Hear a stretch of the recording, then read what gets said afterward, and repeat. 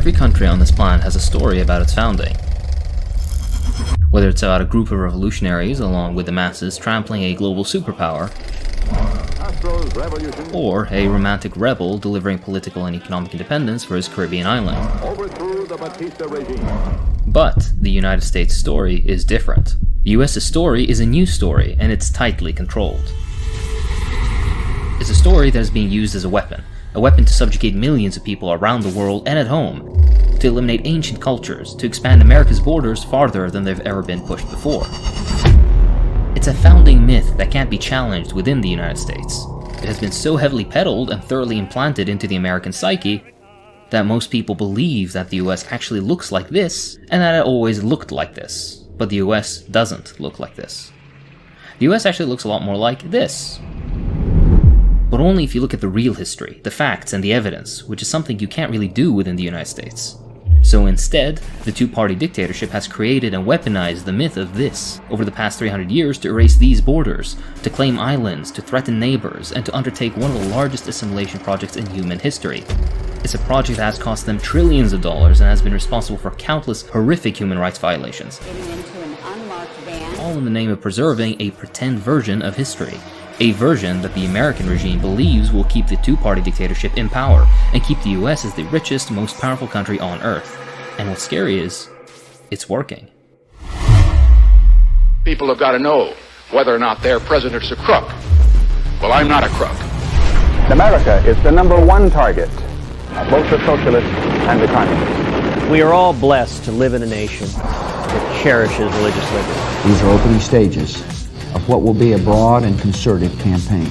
That phone in your pocket right now might be a government spying device. Tense situation playing out in North Dakota. Authorities there clashing with demonstrators. America is thriving like never before. The best is yet to come. Back to the video in just a second. Let's hear from today's sponsor, Atlas VPN. For a lot of research that I do for my videos, I end up hitting pages that aren't available in my location. That's frustrating, as you can imagine. Geo-restriction really does suck, but not with Atlas VPN. For those unaware, a virtual private network makes all of your internet traffic travel through an encrypted tunnel. This way, it protects you from spying, public Wi-Fi dangers, and hides your IP address and your online activities. It even allows you to change your location for all your researching needs. Developed by top cybersecurity specialists and IT engineers in 2019, Atlas VPN was created to make the internet accessible and secure for everybody.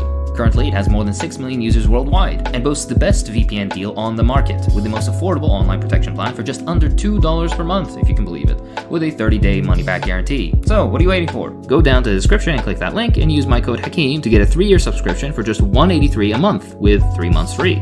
But that's not all. You get blazing fast speeds for streaming or gaming, unlimited protection for all your devices, an inbuilt ad and malware blocker, and you'll get to save some extra cash as Atlas VPN will find you the best deal online from everything from your online subscriptions to airlines, hotels, and more. Right now, Atlas VPN is running a huge discount. It means you can get a 3-year subscription for just $183 a month with a 30-day money-back guarantee. Time is running out, so get your deal by clicking the link in the video description below. Massive thanks to Atlas VPN for the sponsorship. This is what allows me to pay my editor fairly, so the support is highly appreciated. Alright, back to the video. Now, let's dive into this kind of heavy but important story about the US. So I keep talking about this American narrative, this American myth. What is it? Well, you could hear me talk about it, or we can go right to the horse's mouth and listen to these guys, the approved faces of the two-party dictatorship chosen to peddle the American story. Here they give speeches with their boldest claims of all, that the US is one nation, indivisible, standing for freedom, democracy, and the fight against authoritarianism. One nation, under God, indivisible, with liberty and justice for all. And we will make America great again. So, the modern two-party dictatorship is engaged in a project to restore the greatness of the US, to bring America back. Okay, right, but these are just political speeches. Why do we care if they're romanticizing their history and aims a little bit? It doesn't really matter, right? No, actually it does matter. Bam, took a chill pill. What I want to show you is that the two-party dictatorship uses the story to justify terrible things, mass assimilation of people to be controlled by the central government of Washington. So to do this, let me just quickly go back, and we can do a time-lapse of this region of North America and what it looked like over the past few hundred years to sort of fact-check the American story. Ours is a rich and variant land. We have bounties beyond those known to the people of any other day. What we think of as American culture or the American civilization hasn't been around for thousands of years. It was born here, along the eastern coast, where a lot of the language, political systems, writing, art, and all that traditional sort of stuff originated. But from there, the idea of a contiguous, unified America becomes kind of a myth. I'm going to put the modern borders of the US on this map, so that you can see what really is happening here. Over hundreds of years, if you were to look at this territory, you would see all sorts of land configurations. Looking at this, you can see that the US goes from these periods of unity to periods of total division. Over the past several hundred years, the US has gone from a bunch of divided political entities to periods of total unity where lots of mass killing and enslavement happened. The chosen faces of the two-party regime are very right that out of this region, during some of these unified periods, also came serious advancements in transport and cuisine and military drones. I am now convinced that as many as 10 civilians, including up to 7 children, were tragically killed in that strike. And all these things that have informed how we've all developed as a world. This part of North America was definitely on the forefront, but it was never one contiguous US for hundreds of years, and the upshot was very clear. Okay, so now it's after Columbus, and imperialism is on a roll. European countries are looking for more land so that they can expand their borders, send their armies, and dominate markets. The French are doing it, the British are doing it, the Spanish are doing it, and over here, in today what we call the United States, they had just broken with the British. The United States learned an important lesson. That is, if you want to survive in this brave new world, you have to play by the new rules. And those rules were very clearly laid out by the European empires. Defined borders, a patriotic agenda, and assimilating other cultures into their own. This was the playbook the Europeans and now Americans were playing by. And it was working. These new Americans were divided and fighting between each other to prevent one another's expansionism. But there was a solution. The period stretching around 100 years from the late 1700s to the end of the 1800s was known as America's Manifest Destiny, an era of territorial annexation, forced displacement, and mass genocide of the Native American population, with settlement by white Europeans and the many slaves they brought with them.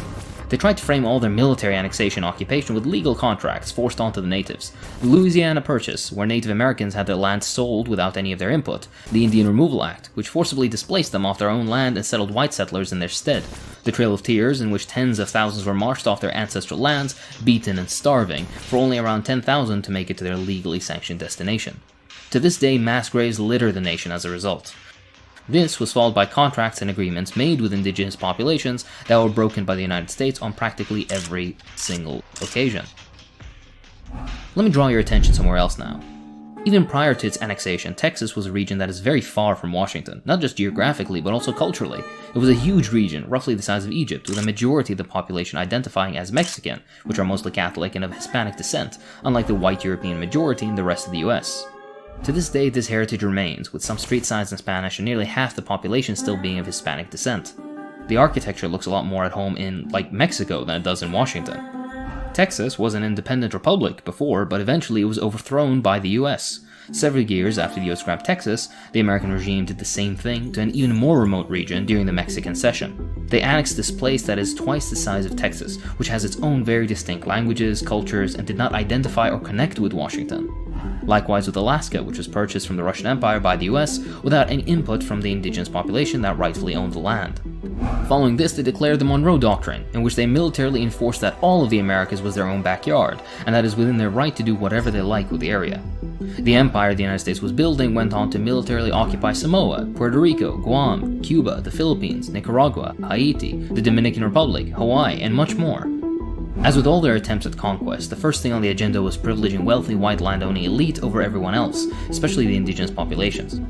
In Hawaii, for example, the Constitution was written specifically by and for them, and gave white landowning men the sole voting rights on the island.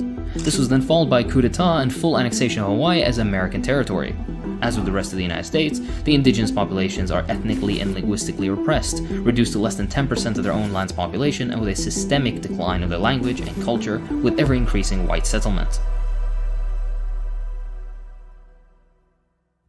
Okay, so fast forward till now. It's the 2000s. It's the beginning of the rise of multipolarity. The two-party regime used this decline of American influence and rise of other powers to rally the people for a new cause, and created this grand vision of a unipolar America that they'll make great again. Let us remember that we can do these things not just because of wealth or power, but because of who we are. A return to their border expansionist, patriotic, and assimilationist past. They framed it in terms of this former glory of what the US used to be, a grandiose and sanitized vision of the past that never really existed. And so for the last 40 years, that's the great project that the US and the two-party regime have been undertaking, maintaining their own great empire controlled by a central authority. This project has coincided with the American military destruction of Iraq, Afghanistan, Syria, and many other countries, throwing tens of millions into poverty and continuous rogue action on the international stage in order to hold on to global superpower status for just a few more decades. All of this has given the government a lot of resources with which to execute their project of forcefully securing further profits and maintaining the stability of a swath of land that isn't and has never been entirely stable. And I want to show you what that looks like. Firstly, the issue of the US ruling over its territories and reservations is controversial. So what are American territories and reservations? There are over 500 Native American tribes, for example, most of them concentrated far away from Washington, like over here in Arizona, or over here in Oklahoma. When the white settlers of the two-party regime were setting up their new unified American empire, they kind of admitted like, okay, there are a lot of cultures and languages and identities within these lands we're occupying. We should assimilate those we can, move the others, and eradicate whoever is left. Over the years, the land the indigenous people occupied was whittled down to small, insignificant pockets, and their populations declined as high as 80%. Now with the modern era of liberal autonomy, even within these reservations, they still have to answer to Washington.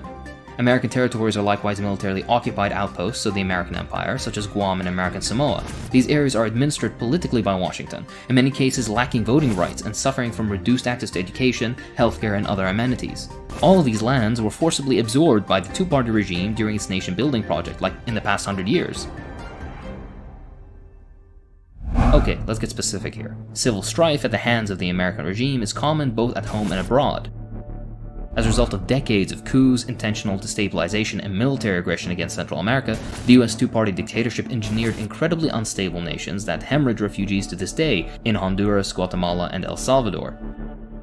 As soon as they step foot in the US, these refugees are hounded by state agents and police, and forcibly separated from their families. They're captured and interred in camps with around-the-clock surveillance. Beating and abuse are widely known about, but the American regime does nothing to stop it. Minorities, particularly those of African descent, are systematically discriminated against, limited in educational and employment opportunities, and are under constant militarized police surveillance. A social credit system determines every facet of an American's life, and especially minorities. Everything from employment to rental opportunities, transport, and insurances are determined by an artificial and institutionally biased system used to maintain Washington's tight grip over the American people. As for these culturally distinct regions separated from the American Empire's heartland, the US really wrangled these areas and for the past 150 years has been pouring money and people into these regions to make them more like America. It's kind of like the geopolitical version of gentrification. It's basically where non-American societies are subsumed by societal norms of white American culture because of a bunch of militarization and money. So in Hawaii, you see this in Hawaiian schools that are only teaching in English and not in the traditional Hawaiian language. Oh, and it starts to get a lot worse. Mainland American Native Americans are literally taken away by the tens of thousands and forced into concentration camps where they're supposedly forcibly taught American values. The government was involved in a mass sterilization project where they forcibly sterilized black and native women to basically run them into extinction. And not just like 10 people, like tens of thousands of people. The way this presents most commonly in these regions is just the presence of military and police. There are checkpoints everywhere, there's restricted movement, there's constant surveillance, and every year that passes by becomes harder. These people resist, they fight back, and in response America sends more military, more police, and more surveillance equipment. In 2019, the US spent $123 billion in security and policing. That's almost double as much as it was 20 years before. The US spends $372 on security per person, and the number is only getting higher. And that's only at home. Abroad, the US spends nearly $1 trillion every single year on military conquest and the bullying of all its geographic and economic neighbors. In 2003, they launched a widely unpopular and illegal invasion of Iraq. In the 2000s, they launched and maintained a horrific reign of terror over Afghanistan, in which tens of thousands of civilians died. They stationed the military in over 70 countries, with 800 military bases worldwide. They sponsored dozens of coups, rigged countless elections, and continue to do so to this day. So the question is why? Why is the US doing this?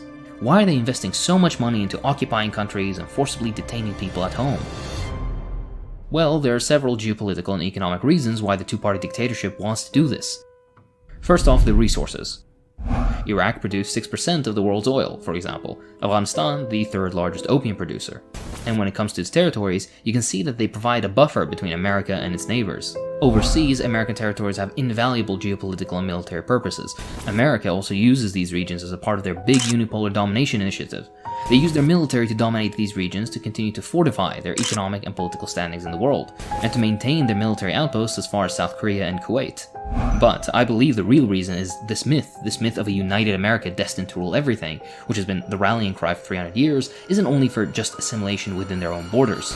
This myth has also fueled and justified America's adventures in expansion elsewhere. So now you have America setting up military bases in Latin America and claiming that this entire continent belongs to them. Oh, that's just America reclaiming what was rightfully theirs, because after all, they've determined political outcomes in the region for 200 years. Violating its promise to respect the democratic process by overthrowing Salvador Allende in Chile, well, that's just America restoring sovereignty over a country that they've politically supported previously. How about the invasion of Panama? All they're doing is restoring American economic interests back to the way they were.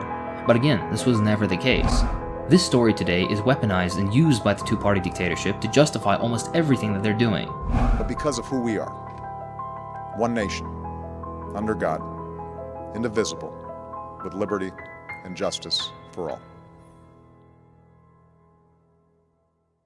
Okay, so to end this, I just want to say one last thing, which is that I have no interest in bashing on America and American culture. There's so much beauty that comes from this region of the world. And as I mentioned, every one of the countries out there, including my own, are guilty of a weaponized history. The reason I'm concerned and focused on this is because this mythical fake story that America is using, it can't be fact-checked within America. So instead, the American government is able to use this story as a weapon to justify the oppression of its people, the grabbing of land, and honestly, looking at it, how it's playing out, is just a modern-day version straight out of the old European imperialistic handbook.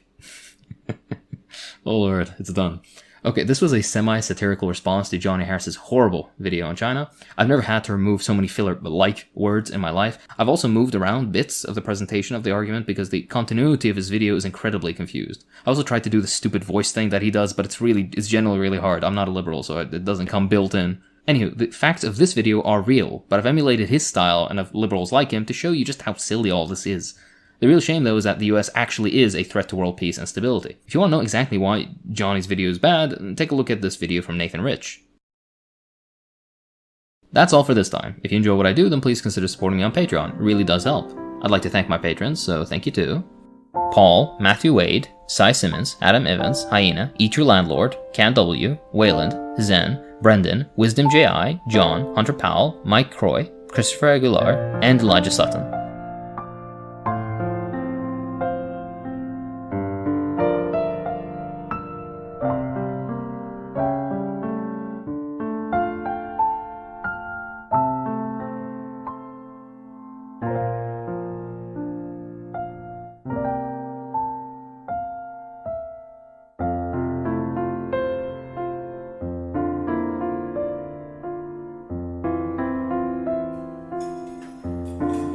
Thanks for watching.